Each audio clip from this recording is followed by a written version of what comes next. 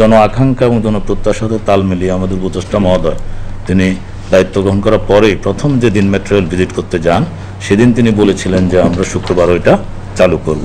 তো স্যারের সেই নির্দেশনা এবং আমাদের সিনিয়র সচিব মহোদয় মন্ত্রণালয়ের স্যারের সার্বক্ষণিক তদারকিতে আমরা আগামী শুক্রবার অর্থাৎ 20 তারিখ 3টা 30 মিনিট থেকে মেট্রো রেলের শুক্রবারের অপারেশন উত্তরা উত্তর থেকে শুরু হবে।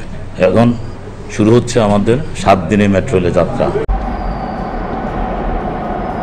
সময়টা যত দ্রুত কমিয়ে এনে জনগণকে যত তাড়াতাড়ি প্রশান্তিটা দিতে পারি, প্লাস সেফটি ইস্যুটা আমাদের কনসিডারে নিতে হচ্ছে।